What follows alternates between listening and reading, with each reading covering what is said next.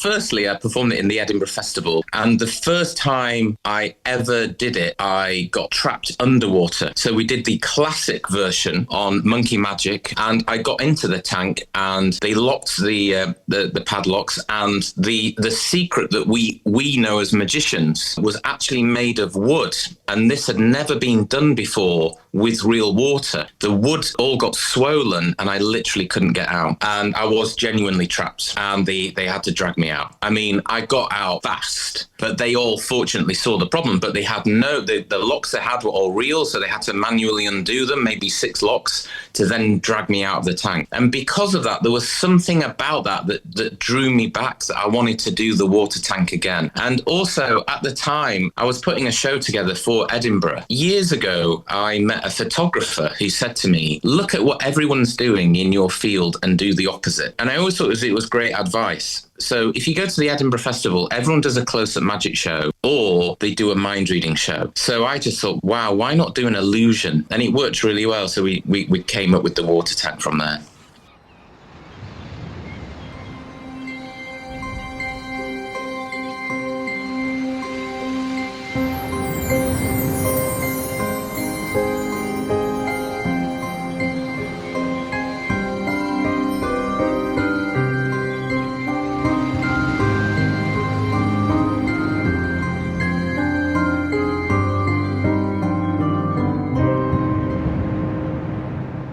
Hello and welcome to another episode of Desert Island Tricks.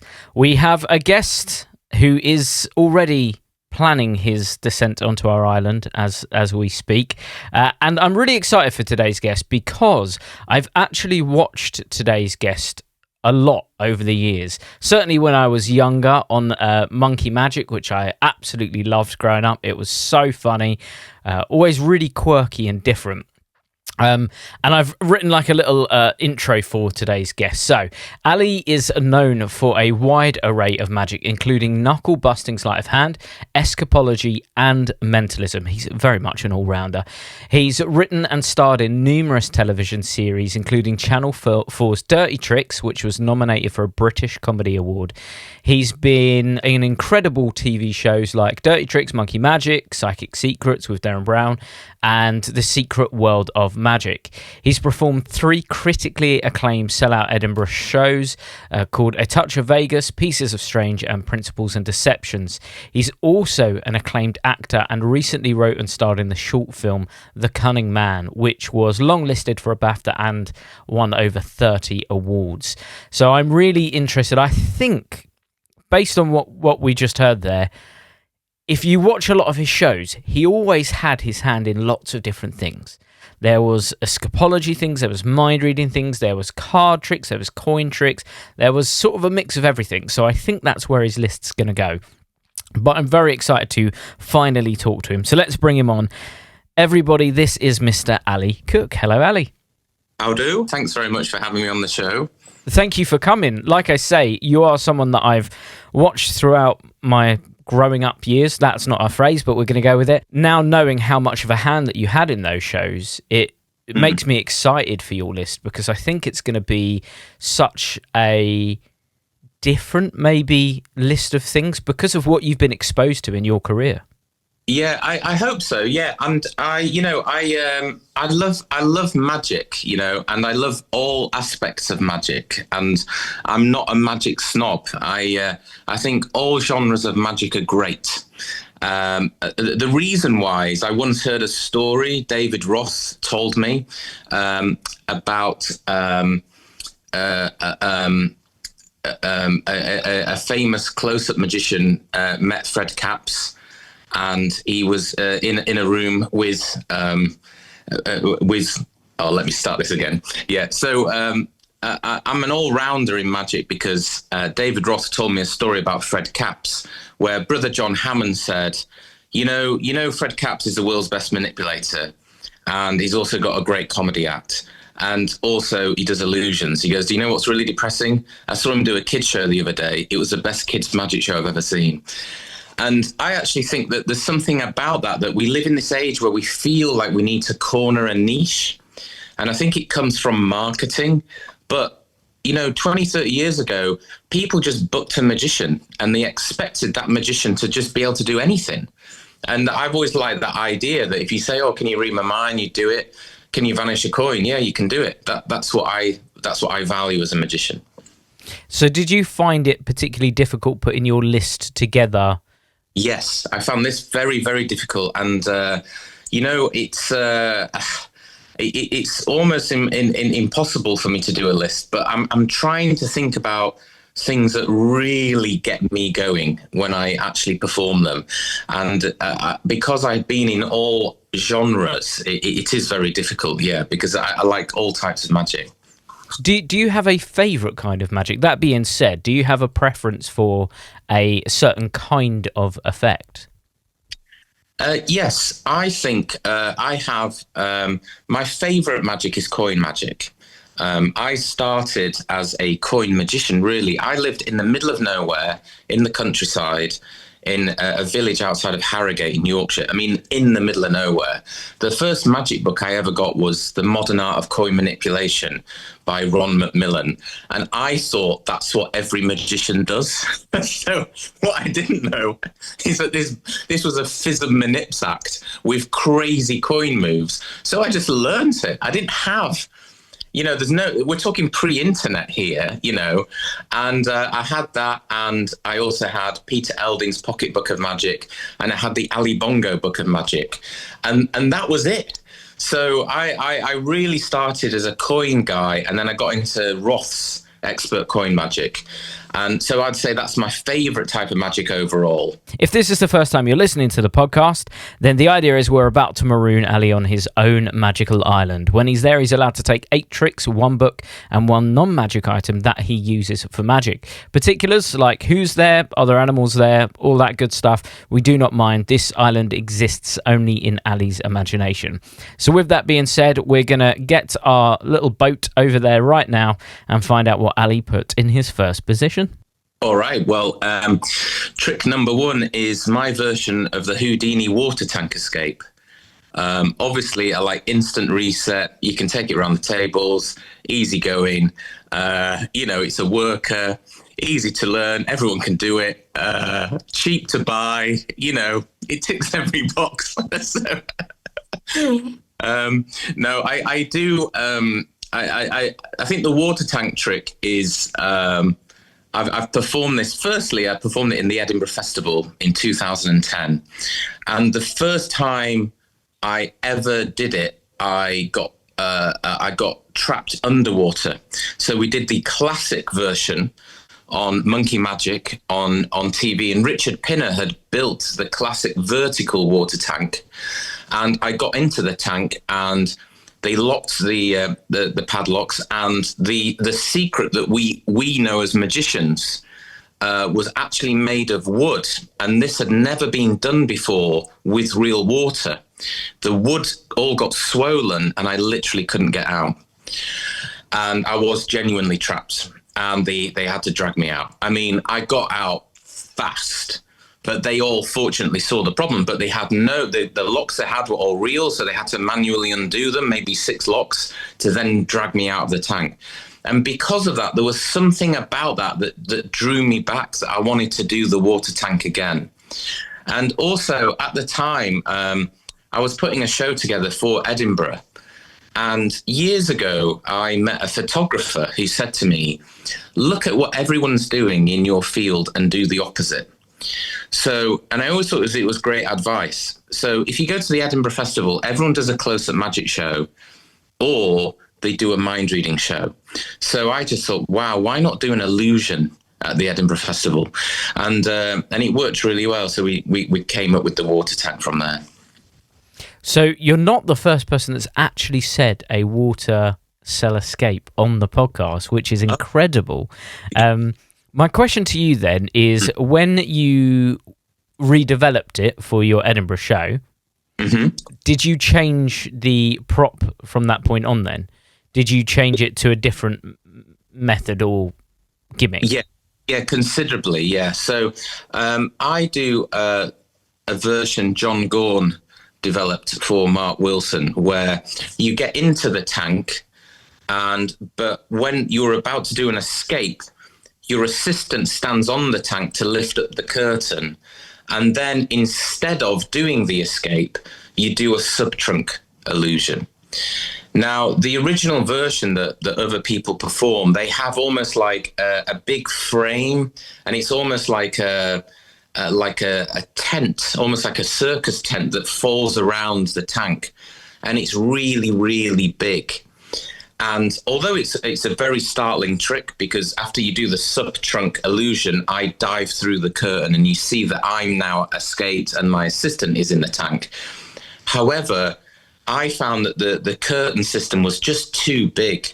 So I invented a new version where I wanted the speed of the Pendragons, but with the added water. So I invented a brand new curtain system, basically, which was a total nightmare. But we just developed it over 6 months and managed to come up with something where I think we do the switch in about 3.5 seconds. So and that's from picking up the curtain. The beauty of it, though, is I think that the big problem with all escapology is that escapology relies on suspense, in that you know what's going to happen, you just think it's impossible, which is, can he get out of a straitjacket before the rope burns? He just did it. Whereas what's great with this version is I'm going to do an escape and everyone's thinking, yeah, it's scary, but he'll get out. And just as they're thinking that, you actually do the sub-trunk. So you've got suspense and surprise.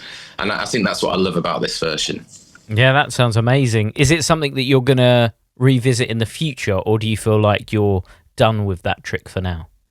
No, so a trick like that, there's no point touring it unless you're doing a big show. So I am working on a big show at the moment, which we previewed at the Royal and Derngate in Northampton last year. So the water tank's in that show. So I do the water tank, but you're not going to do it at a residency. You're not going to do it at a corporate either. I mean, I've had requests to do it at a corporate, but the minute, the hardest thing in magic is everyone thinks you're magic. So everyone's like, oh, can you bring your water tank? We've seen you do it on YouTube. It's amazing. And I'm like, well, yeah, have you got a hot water supply that can fill up 90 odd litres? Oh, no.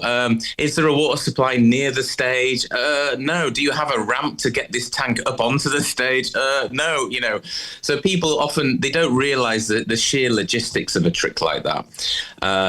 But if you're doing a residency, like when I did at the Impossible show, you're in a theatre for 6 weeks, and a trick like that's perfect. Well, that's a big heavy hitter straight in at number one as well. We've not gone in slowly. Oh, and there's another reason as well, which is, if you're putting me on a desert island, you need somewhere to store water, obviously. So I thought, it's an added bonus. Yeah. I'm not sure that water's going to be particularly warm, though. That's the only problem. Well, yeah, I mean, the other thing, when I first got this water tank, I had no idea how the trick was done. I just had the props built. And when I also got in it, the water was freezing. And if you get into a water tank and the water is cold, you will actually freeze yourself, and you just you can't move properly. It's a horrible feeling. So if anyone's thinking about doing a water tank, yes, definitely get some heaters.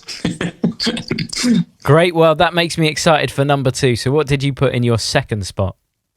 So for number 2 is a trick I performed on Penn and Teller Foolers. This is the chicken and duck head transposition effect that I first came across a Spanish magician doing this on YouTube years ago. And I was chatting to Scott Penrose about it, he'd done the head off for that TV detective series that used to have Alan Davis on. And so we were going up to Edinburgh, and again, I was thinking, why not try and find some illusions? And what's great about the chicken and duck head transposition is that it's an illusion, but it also involves some skill. So, and an audience can perceive that. So one of the big problems with illusions is, it's a guy getting a cabinet and he vanishes, and that the skill's in the mechanics. Whereas the chicken and the duck, because you're, pulling the heads off, manipulating the objects, it's a combination of prop magic and also a bit of sleight of hand. And I think an audience senses that.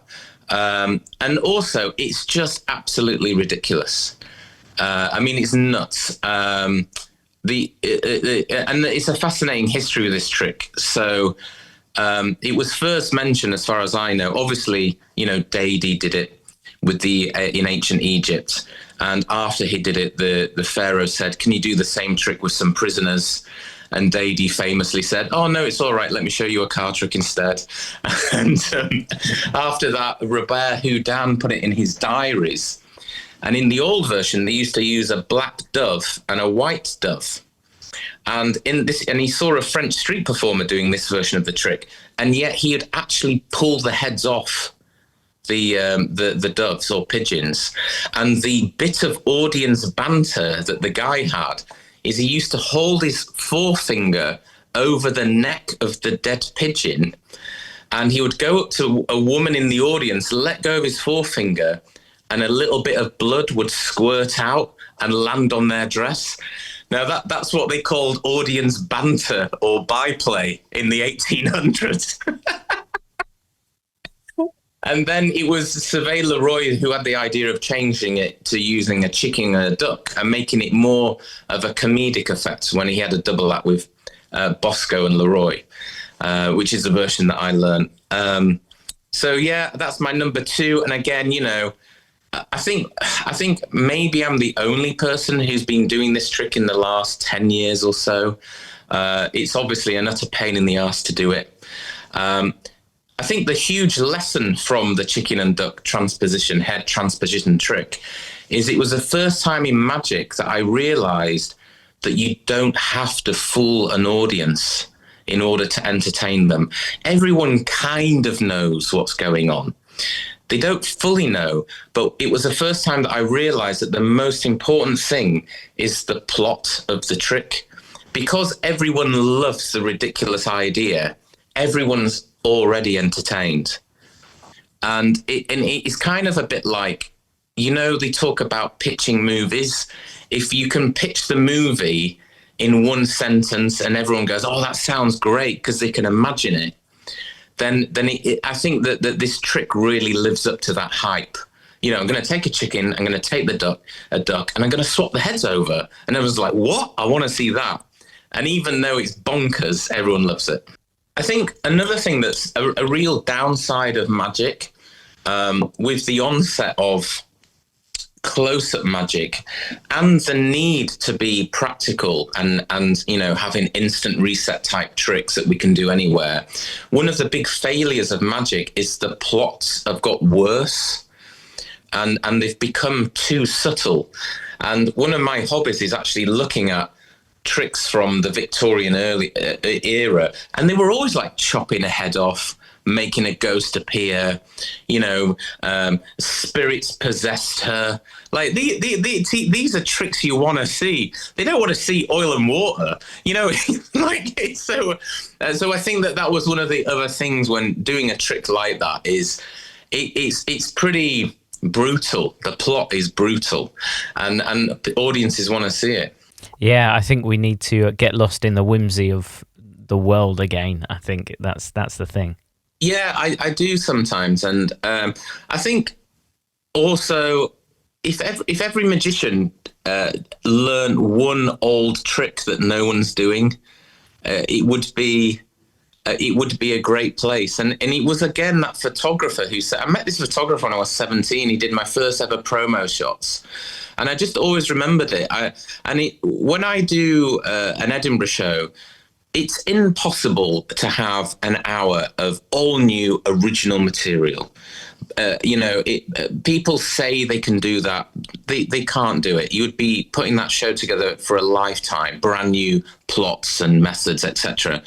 But one thing that I think is a manageable goal is to do a third of a show where no one else in your country is doing this, and I think that's not a bad goal to have.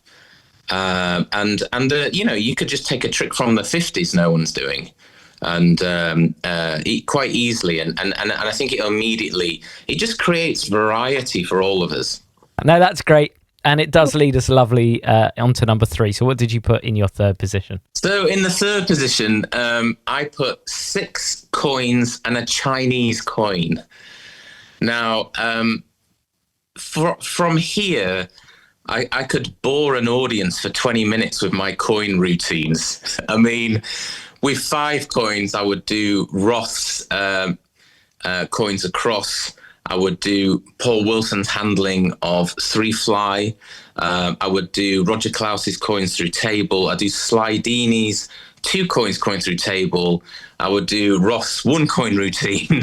But if I had to summarize it into one trick, I would do Dai Vernon's version of the Hang Ping Chen coins through table. It's a trick that's surprisingly unpopular now. But I'm telling you, this is a killer. It's a very, very strong trick. And the move is so obscure that I don't think a lay audience can really understand the concept of Hang Ping Chen. It's just an incredible idea. And because of that unique method, it really is a fooler. It's a wonderful trick. And I think another thing that I sometimes look at when you're reading a magic book is, what is the trick they put in as the very first trick of the book? Because I'm sure the editor is thinking, well, we've got to capture them on the first trick. So we'll put, it's almost like a magic show, we'll put either the best trick first or the second to best trick first.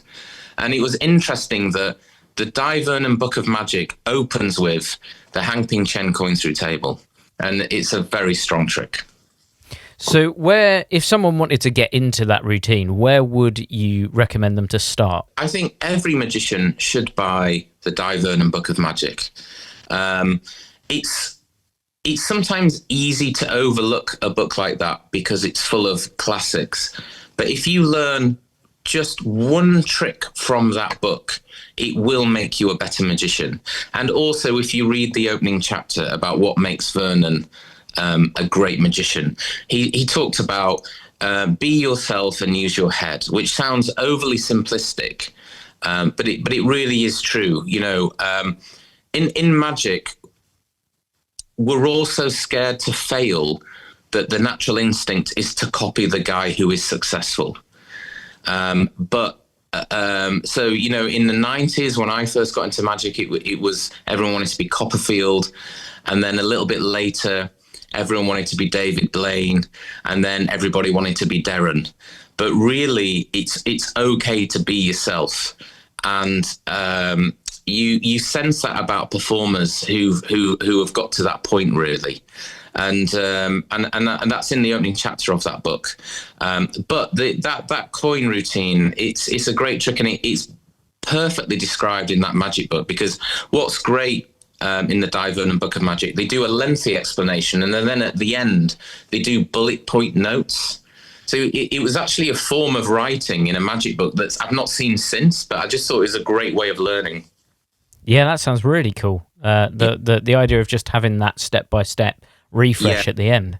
Yeah, absolutely. And also, Lewis Ganson said, practice the basic move over and over and over again, and then start doing a routine. And I just thought that was a very good, it was just a good way of looking at learning a trick.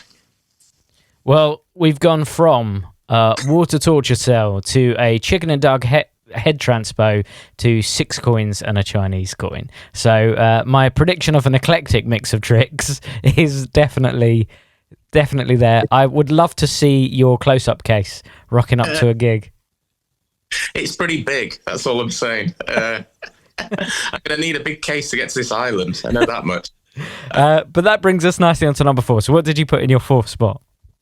In my 4th spot is a routine that I developed when I was 21, which was the Ring In Walnut routine. And I performed this first on TV on The Secret World of Magic in around 2003, 2004. And I performed it at the Magic Castle. And it was a routine that I invented, and I kept the method a secret for many, many years. Now, years later, other people have actually brought out a version and marketed it. But it's a routine that I'll still perform if I don't do many close-up gigs anymore. But the reason, it's one of the strongest tricks I've ever performed. And I'm proud that I came up with it. The reason I came up with it, though, was born out of practicality. So I used to perform the note to kiwi fruit, which was popularized by Carl Cloutier. So he did a lecture for International Magic, and because he does sleeving, almost no one bought this video, and I bought it. And he does a version of the note to kiwi where he hands out the kiwi, does a clever shuttle pass for the loaded kiwi, and it was halfway through his lecture, and I was like, "What? This is a miracle!" And no one was doing it, and I started doing it, and then I moved to London, and then after I moved to London, quite a few people started doing it. I'd like to think I was the person who made it popular. Of course, I don't know if other people are doing it, but as soon as I started doing it, Kevin Ray started doing it. Martin Sanderson started doing it. And these were very high-paid corporate workers. And there was just something great about that routine. But the kiwi fruit would get wet and soggy, and you've got it loose, and it's cut open in your pocket. And so you would end up ruining your suits with just kiwi juice in your pockets from doing it all night after night. Until the point, eventually, I was like, I need another fruit. And then I thought, well, I don't want to do a lemon because everyone's done a bill in lemon.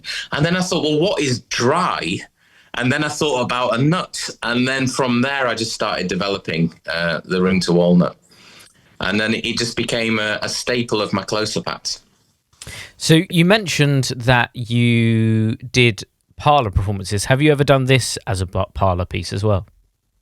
Yeah, I did the Ring in Walnut for a long time in comedy clubs. And my wife, Fozia, she came to see me at the Backyard Comedy Club, which is in East London.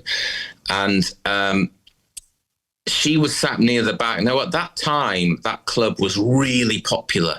It would have 300 or 400 in a night most weekends. It was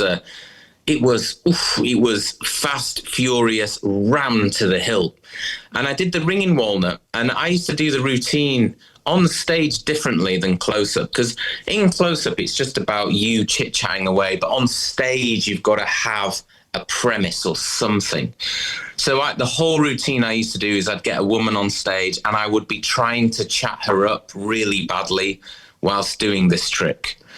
And it was full of innuendo, and to be honest, I wouldn't dare do this routine now because I think the jokes and the lines are just a bit too clunky. I feel like my comedy's got better, but I used to do it there. But she said to me, it's too small. She was sat at the back and she said it's too small, and that's when I started developing impossible locations for stage. Is your version available? Did you ever make it available to performers? No, I kept it for myself. Yeah. I find there's this terrible thing in the magic world where people will do lectures, and then I had this a lot when I was doing TV magic, and then you buy their lecture notes or their trick, and then I had that lucky opportunity to perform on TV. I would then perform their tricks on routine, and then they'd start emailing you going, "Why are you doing my trick on TV?" And I'm like, well, I bought it off you. And it's one of the weird things in magic where everyone wants to do a lecture, but no one really wants you to do their trick, to a wide audience.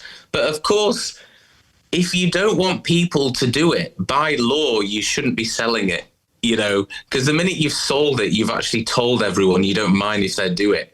So that is actually the truth of it. So I realized that I didn't want people to do the Ring in Walnut, so I never lectured it. I kept it to myself. Well, let's hope one day we do learn it, because I think it'd be really interesting to see your version. I kept it very simple. It was a proper worker. People have watched it on TV and they obviously would be able to figure it out. But what was annoying is I did do the walnuts to glass routine first, which is in the Di Vernon book, The Further Lost Inner Secrets, Volume 2, which is where you have 3 walnuts and one at a time they vanish and they appear inside of an upside down glass. So I did do that routine and Anthony Owen cut it. I was like, oh, thanks. And all we saw was a Ring In Walnut. I was like, classic TV producer cutting. That's like cutting to the finale of the Cup and Balls, and you never see all that work you put in for those first few minutes. So, yeah. Well, that's a great, again, eclectic mix. We've now gone to a walnut, so we've got a good range so far. And it does bring us to number 5. So what did you put in your 5th position? So the 5th routine is a routine I've invented myself, which is a borrowed woman's shoe that disappears and reappears inside of a shoebox that's been hanging from the stage since the very beginning. Now, I recently did a show in Northampton, and David Penn came up to me afterwards and says, oh my God, this is one of the best things I've ever seen in magic. But the reality is, I thought it was a big bag of bollocks. I came up with this routine just for the jokes. And I came up with this routine. I was going back to Edinburgh, and I used to do a mobile phone to Pringles can that I'd invented because my wife said the Ring In Walnut is too small.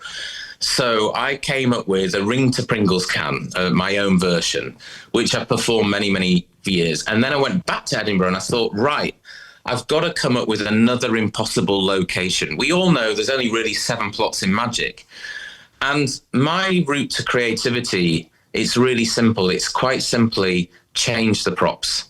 So for example, if I'm doing a mind reading routine, or I see an amazing mind reading routine, say that someone like Darren's performed, I thought, how could I do that, but just change the props?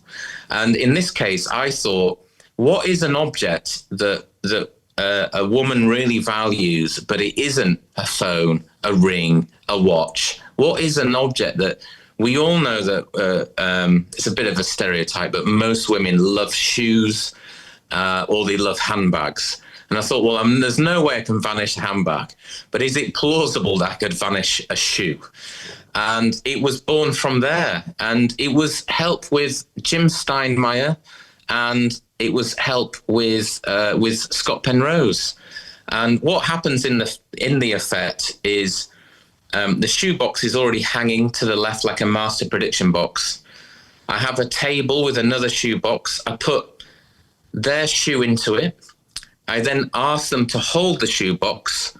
When they open the shoebox, a man's trainer is now inside of the shoebox instead. I then look down at my feet and my shoe is gone. So I've just got a pair of socks on. And so my shoe has gone into the shoebox and their shoe is the one in the box hanging from the ceiling. But the routine it's just joke. It's completely designed to be very visible, but really it's just jokes. That's why I came up with it. Is it one that you still perform now? It is, yeah. But again, what a technical nightmare. So it's like, I will do it at a big theatre show. Yeah. But I won't do it anywhere else. Yeah. But yeah, it's... Put it this way, fans of Tommy Wonder will have a bit of an idea what's going on. But that is what's going on. And I had to get a film prop builder to build it. It was the only way. But yeah, I definitely do perform it. And I think one of the great things with sometimes when you get a show is if you do take that idea of, wow, can a third of this show be my own stuff? And you can work on those tricks for the rest of your life, basically. And that's one of them. When I perform at gigs, I look at effects that tick these 3 boxes. Is it super strong and powerful? Yes. Will it last with your spectators for a lifetime? Absolutely. And does it leave them with a souvenir that perfectly captures the moment of magic? If that all sounds exactly what you're after, look no further than the liquid forks. These forks have been custom designed to be able to bend right in front of your spectators' eyes. It's so easy to perform, it's so visual, and trust me, they will honestly keep this impossible object because they've seen it morph in front of their eyes. It literally does the impossible. Not only that, Liquid Forks comes with 50 of these forks in each pack, and it comes with the full Liquid Forks routine taught by the world famous David Penn. Not only that, we have a subscription service. If you guys love these forks and you get through them at your gigs, we now offer a monthly subscription where you get sent a box through every single month at a 10% reduced fee. Like I said, you guys are going to be loving these. You're going to be performing them every chance you can. Trust me, the reactions are second to none. So guys, head over to alakazam.co.uk, pick up a set of liquid forks. You will not regret it. Easy to do. Leaves them with a killer souvenir. And to be honest with you, it's not cards, it's not coins, it's not mentalism. It's something beyond belief. Check it out now, guys, the liquid forks. Well, I think that sounds excellent. I think if anyone gets the opportunity to see you perform that, I think it sounds like a superb routine. Just as a tiny aside, when you come up with the ideas for these tricks, do you write objects on one piece of paper and then an eventuality on the other and then just sort of mix them? Because it seems like you're really good at taking 2 completely opposing views and making them into a thing. It's very nice of you to say that. I think what happened with me, Jonathan Goodwin, and Pete Furman, and the late Pete McCartney, is when we got asked to do Monkey Magic, Andrew O'Connor, who produced that show, I think that quite a lot of the TV magic we did for Andrew had problems. I think not all of it worked. But I think a lot of it did work. And I think one of the things that worked with Andrew is he forced us to be creative. So one of the things Andrew said to us was no card tricks in Monkey Magic, which meant that we had to start looking at any other object. So my route to creativity is I would sit in a coffee shop, I would look up, I would look out of the window, and I'd write down every object I can see. I would then have a list of the 7 plots in magic, and I would go, okay, park bench, right. Can I make someone appear on a park bench? We ended up doing that in Monkey Magic. Someone's got a set of headphones on, right. Can you do cut and restored with a set of headphones? Something like that. And then it's an interesting way of getting out of your head and then just listing these possibilities.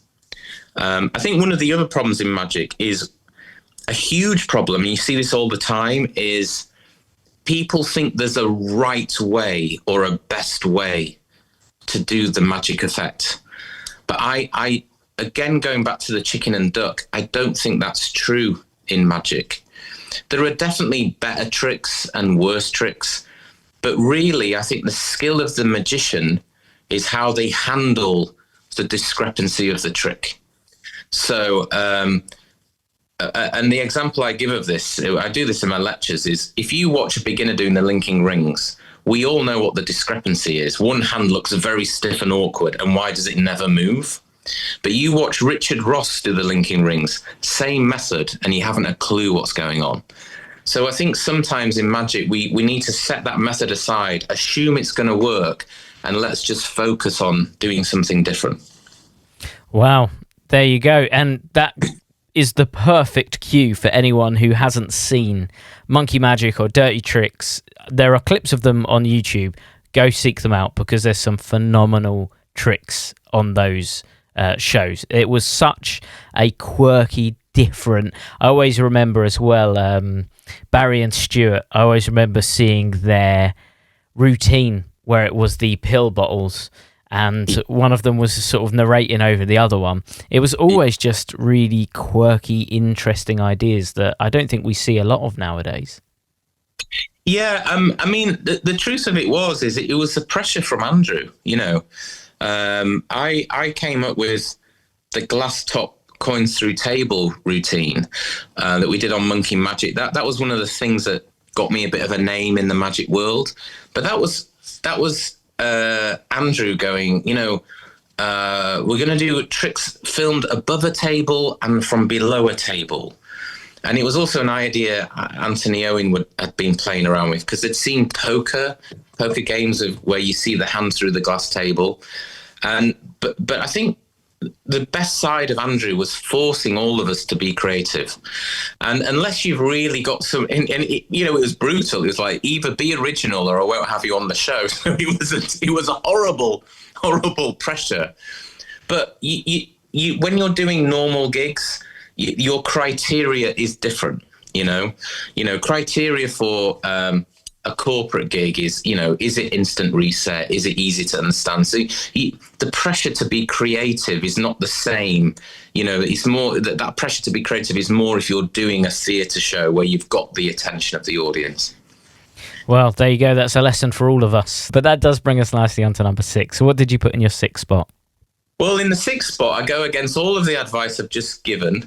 And one of my favourite tricks is the invisible deck. So I perform the invisible deck all the time. Sean McCree is a great magician based up in Bolton, Lancashire way. He was like my mentor when I first started table hopping. He'd already been table hopping for a good 10 years. And this was before sort of table hopping was big. Sean McCree was an excellent manipulator. He won all the championships in the late 80s and 90s doing billiard balls, silks, coins, a really classy manips act. But then, the commercial world, he became a close-upper. And I got asked, I think by the Bradford Magic Circle, to do a stage spot. I've never done a stage spot. And he goes, why don't you do the invisible deck? And I was like, I don't even know what that is. And I'm terrible at maths and patterns.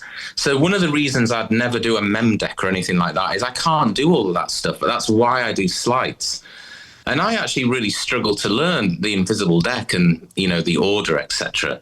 But it just kills. And I don't know why, it just feels very comfortable. It's easy to say, is it a bit of a hacky trick? But whenever I perform it, it just seems to suit me.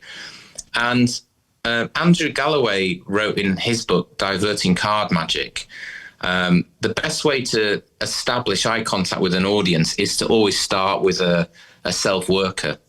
So if I'm going to go and do some heavy-duty sleight of hand, I would open with invisible deck just to relax me, get myself okay. And it's quite an interesting concept of actually using a trick to help yourself to relax on stage. And it's something I do a lot. I if you watch me on Penn and Teller Foolers is a high pressure gig. If you watch me on that, when I did the chicken and duck, really the girls are doing the hard work. And when I went on again, I did a mind reading prediction, and again the girl is doing all the hard work. So you got to pick your battles, and I'll often use the invisible deck when I'm feeling nervous, basically. So do you always use it as an opening routine?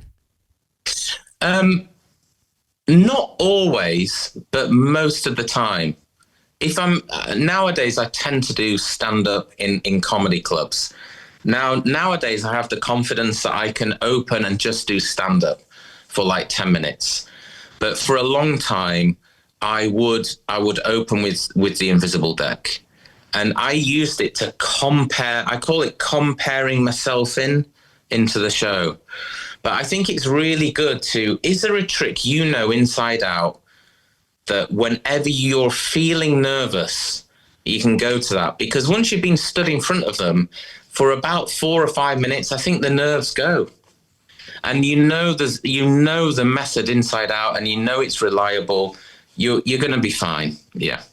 It's like you mentioned earlier on, it's very much one of those routines where you know the method is solid, reliable, therefore you can just focus on whichever presentational angle you're going for. And there's so much literature now on the invisible deck. I know that the late, great Tom Peterson had an excellent use for it as part of a full routine with 3 predictions without giving anything away. There's just so much literature on it. There's so many creative people doing some amazing things with the same trick. Well, one of the best versions that I use for close-up is Darwin Ortiz version of Do As I Do, where he's got a deck in size Stebbins. So that he gives to the person, and he asks them to turn one card over face down. And then, of course, he knows because of the stack what that card is. And then he reaches for an invisible deck for his version of Do As I Do. It's so strong. It's a real... again, I never see anyone doing that trick, and it's unbelievably strong. That's a version that I'll often use. And that is the first trick we've got in your list, which leads us nicely into the tail end of your 8 tricks. So what did you put in number 7? For number 7, I'm trying to think of things that I love that are maybe a bit different. So I think this is the suspended animation illusion. Now, for those who are unfamiliar of this trick, you'll have seen it if you were into magic. You've probably seen Hans Klock perform it, where it's like a sub-trunk illusion, but you have a big box that's on a stand, and there's a set of steps going up to this stand. Your assistant, let's assume it's a woman, she gets into the box. You then cover the box with a cloth, and she sticks a hand out of the box, and you can see her hand. You then get her to hold another cloth, and then you hold that other end of the cloth. The cloth goes up, covering you. You drop the cloth, and now she's holding that cloth. You then take the cloth off the box that's suspended in the air, and it's you that is inside of that box. So it's basically the sub-trunk illusion performed the wrong way around. So instead of going top to bottom, you're going bottom to top. And it is incredible. I think it's the best illusion invented this century, personally. I had mine made in Vegas. You know, it's an expensive bit of kit. You're only going to do it if you're doing sort of cruise ships or a theatre show. But it's not an easy trick to do. You'll get bashed and battered around, but it's a fantastic illusion. I think what is amazing about that as well is you have an element of disconnect from the floor, so you have the height there as well, yeah, which gives it that added impossibility to what's happening. I think that's you've got the. It's actually, is it John Taylor, the Australian magician who invented it? It's a phenomenal bit of invention, because I think the two brilliant convincers are, yes, firstly, they are lifted off the ground, and they're inside of a very narrow plinth, of which there's no way anyone can get near them. And also the fantastic, what Darwin Ortiz would call a time displacement of the hand that is holding the cloth. And that really is so convincing. When I performed this in a show called Impossible in the West End, and we had this very theatrical director, and he does a lot of opera, and he was directing it, and it was like show 15, and he went, "Oh, I get it now." But it was show 15. And he'd been watching the rehearsals. He'd seen it when I dropped the cloth. He'd seen everything. And it took him that long. It's just a great bit of magical thinking. It's an incredible trick. Yeah. He should win every award there is for that trick. Yep, it's a great choice. And it leads us on to number 8. I mean, looking at your list so far, we've got a good mix of large routines, and we got some really nice intimate routines there as well, which is, yeah, it's great. So what did you put in your final spot? So it's so hard to nail it down, but here is a trick that annoys me, and I keep playing around with it. And the trick is the Cannibal Kings. Now, again, what I love about this trick is not many people perform this. When I first got into magic, so I was, I don't know, maybe, a long time ago now, maybe 15 or so, maybe longer years ago now. It was quite popular then. And I think that's because the Roy Walton books were popular and his version of the Cannibal Kings was popular. And I know that in Spain, it's a real favourite of Tamariz's. I've seen Tamariz doing it on a clip you can watch on YouTube, on Spanish TV, chatting away in Spanish. And he's killing with this trick. And yet I don't see anyone perform it in Britain. I learned the Darwin Ortiz version of the trick, which is in Scams and Fantasies book and his DVDs. I learned it because it's so hard. I just thought, I just want to learn this trick. Because I think sometimes in magic, you should learn a complicated trick just to become better at magic. But I wanted to come up with a new presentation for the Cannibal Kings. And it's a routine I constantly mess around with. And it just brings me joy actually trying to come up with new methods for it. So I have come up with two new methods for that trick. And I perform it. I used to do it when I got so bored table hopping. I used to do it in the middle of my set. But we're talking a 3 or 4 minute long card trick. And I used to challenge myself. I was like, fuck it. I'm going to make them pay. Of course I could do ring fly, but I'm not going to do it. I'm going to do a 3 minute card routine. And I also think there's another lesson in magic, which is, although we were talking about blunt plots, I think another skill of a magician is making people appreciate quite a subtle plot as well.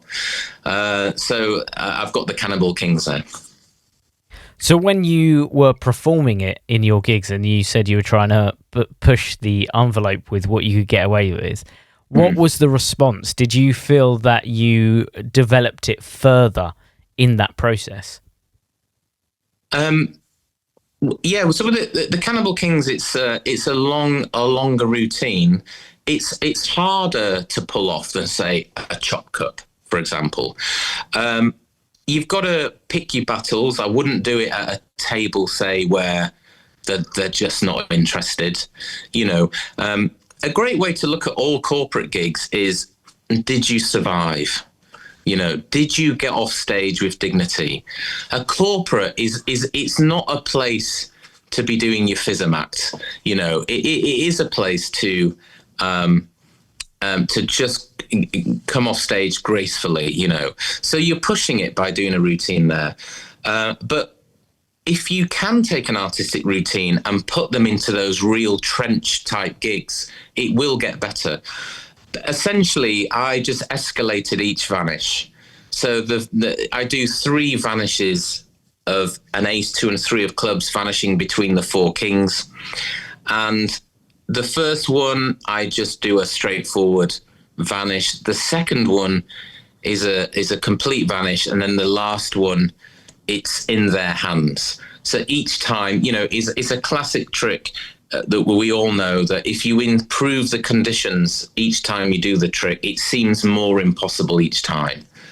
And then the great version with the Darwin Ortiz version, his big addition to the trick is once the 3 cards have vanished from the kings, he brings them all back again, interlaced between the kings, which is just a great closer. I don't know if you know, Darwin was a big fan of film theory. And there's a great theory in films that the ending of a movie, it should be completely surprising, but inevitable. And I think that his finish to the Cannibal Kings, I think it fits that criteria. Well, that's a great end gambit there. We've gone from the water torture cell to the Cannibal Kings. That's quite a journey, but it does lead us onto your book. Now, you've actually given us a few books throughout your list. Actually, you've referenced a few, so we could be going for one of those books, but we might not. So, what did you put in your book position? Yeah, so it's a tricky one, but a book. I think I first bought this when I was maybe 17. And I keep going back to it. Last year, I went back to it. And I keep going back to it. And it's Di Vernon's The Further Lost Inner Secrets.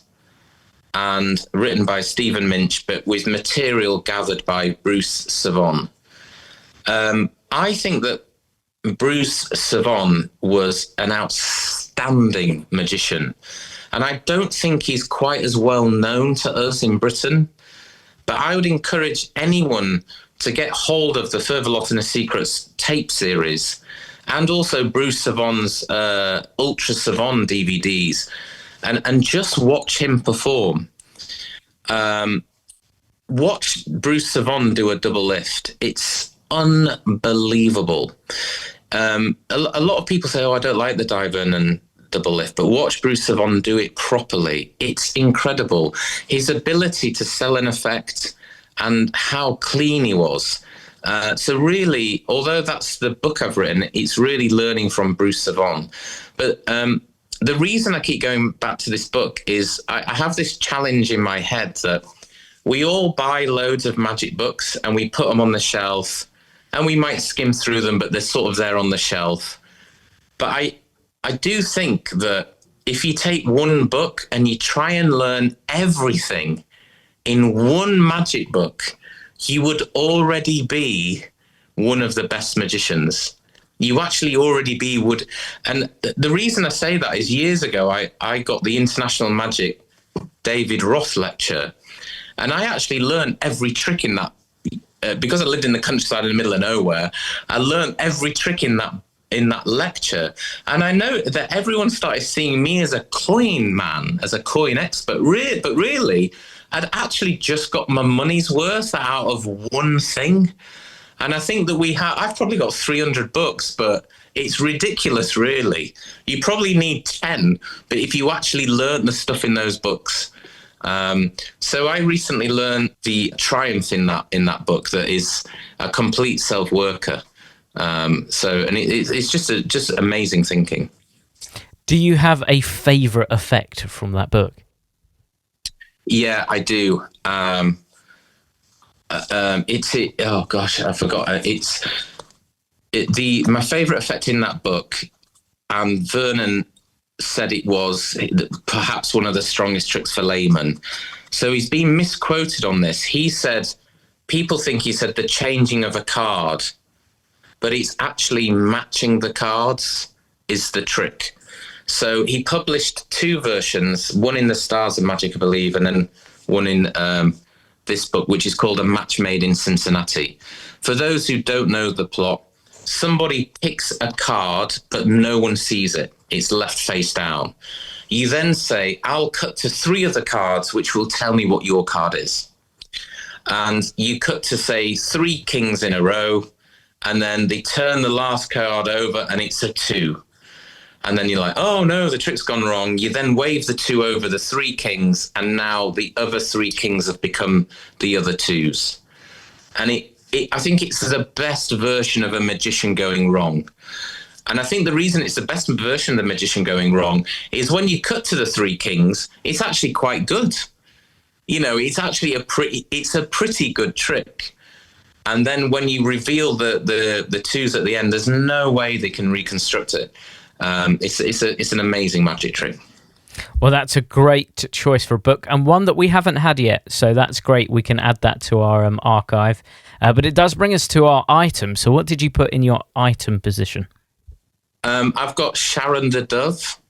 Now, I used to perform